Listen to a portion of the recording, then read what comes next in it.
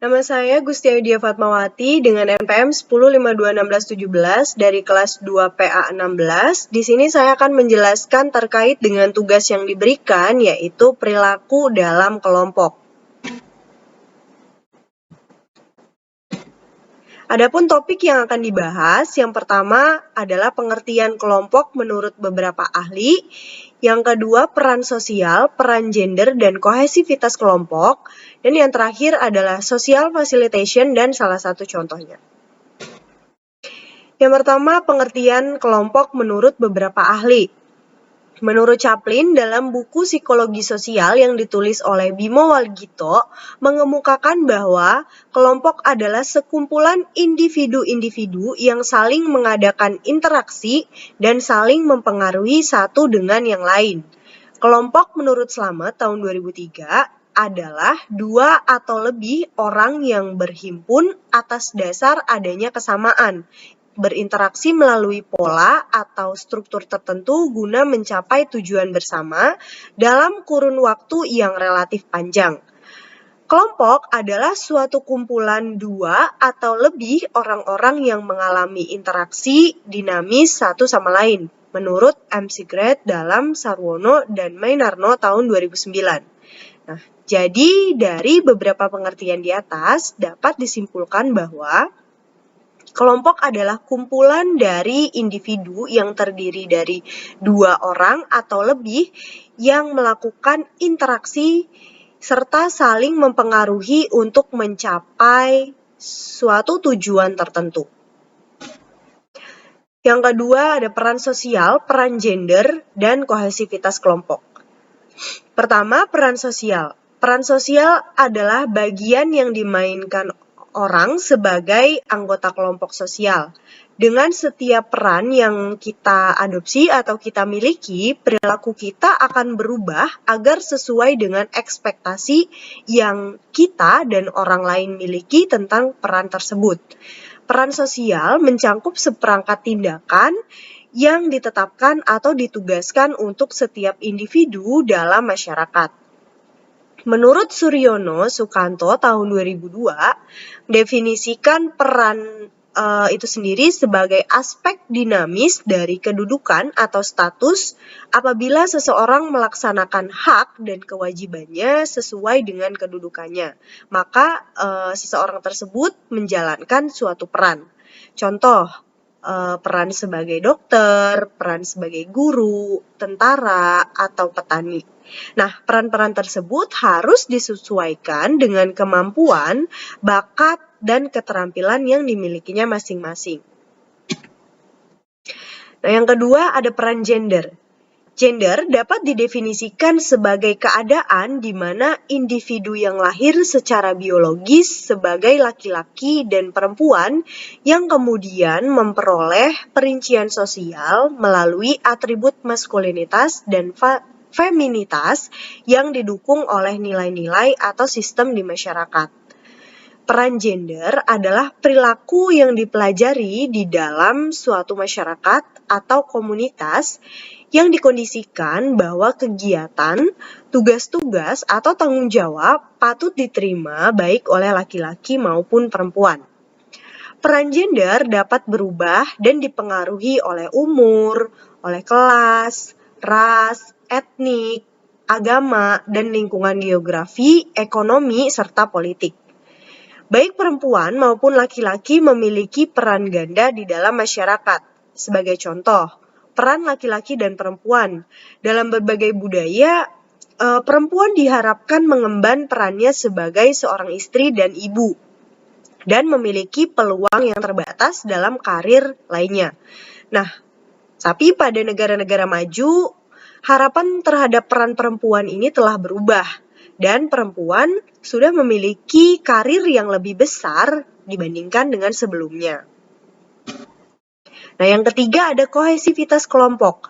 Menurut MC David dan Harori, kohesivitas kelompok terdiri dari aspek keterikatan antara anggota secara interpersonal satu sama lain, ketertarikan anggota pada kegiatan dan fungsi kelompok, dan sejauh mana anggota tertarik pada kelompok sebagai alat untuk memuaskan kebutuhan personalnya. Sedangkan menurut Newcomb dan kawan-kawan tahun 1981 mengatakan bahwa kohesivitas kelompok ini diistilahkan dengan sebuah kekompakan.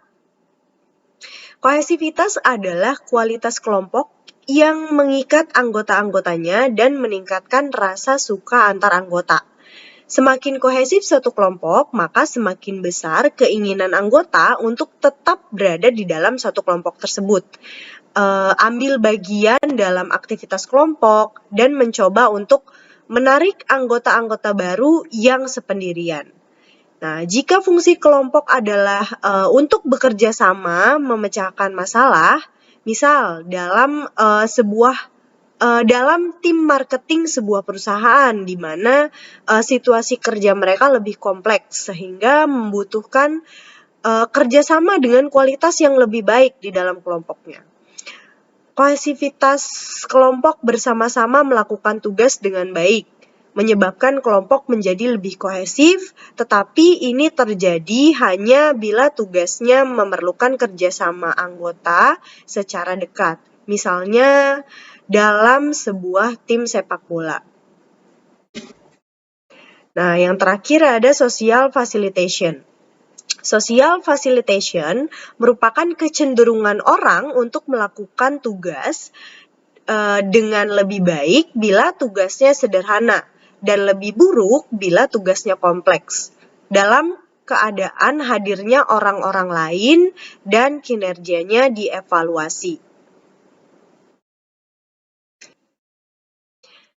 Fasilitasi berasal dari kata Prancis, yaitu facile, artinya mudah.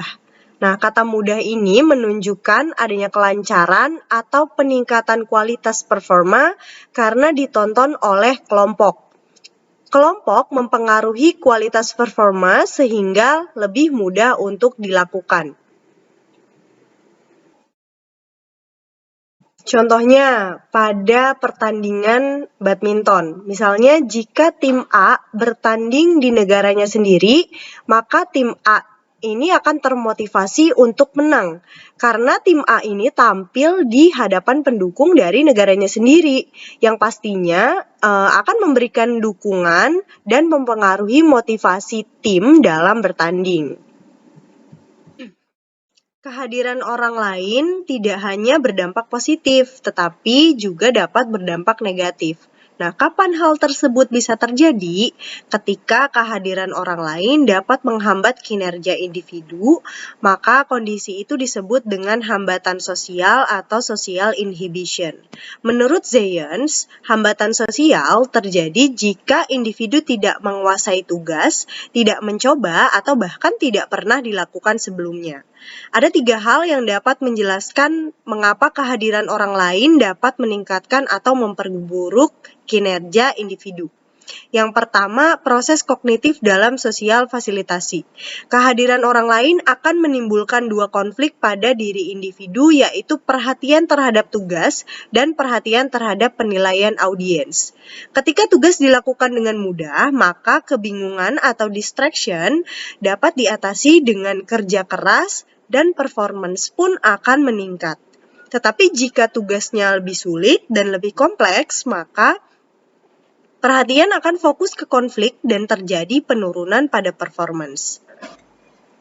Yang kedua ada peningkatan arousal. Kehadiran orang-orang akan dapat meningkatkan arousal. Peningkatan arousal akan meningkatkan usaha yang akan berdampak pada peningkatan performance. Hal ini terjadi jika individu memiliki penguasaan yang baik akan tugasnya. Jika tidak, maka akan mengalami hambatan sosial. Yang ketiga, persepsi individu akan penilaian orang lain. Persepsi individu akan penilaian orang lain akan menimbulkan fasilitasi sosial atau hambatan sosial. Kekhawatiran penilaian tentang akan apa yang dilakukan individu disebut dengan evaluation apprehension. Kehadiran orang lain akan meningkatkan evaluation apprehension. Konsekuensinya, individu yang memiliki orientasi negatif terhadap situasi akan cenderung mengalami penurunan pada performance. Sedangkan yang memiliki orientasi positif akan menunjukkan performance-nya yang lebih baik. Nah, berikutnya ada 3 faktor yang menjadi penyebab timbulnya fasilitasi sosial atau social facilitation. Yang pertama ada alertness, kehadiran orang lain yang membuat lebih siaga atau waspada. Contohnya, ketika seorang guru yang sedang memantau atau mengawasi pelaksanaan ujian nasional dengan tujuan supaya muridnya lebih siaga, lebih waspada, dan lebih teliti dalam mengerjakan ujian. Yang kedua ada evaluation apprehension, seperti yang sudah dibahas sebelumnya, merupakan kehadiran orang lain yang membuat kita lebih peduli akan penilaian orang lain terhadap diri kita. Contoh, ketika kita sedang diamati orang lain ketika kita berjalan, tentu kita akan berpikir apakah ada yang salah dengan baju yang kita pakai, apakah ada yang salah dengan wajah kita, apakah ada yang salah dengan rambut kita, atau lain sebagainya. Yang terakhir ada distraction conflict. Didefinisikan sebagai kehadiran orang lain dapat mengalihkan perhatian kita saat menyelesaikan tugas. Contohnya, ketika kita sedang hendak mengerjakan tugas, kemudian ada tamu atau teman yang datang, sehingga membuat fokus kita teralihkan pada tamu atau teman kita yang datang. Nah, mungkin sekian yang dapat saya sampaikan terkait dengan tugas yang diberikan. Kurang lebihnya mohon maaf. Terima kasih.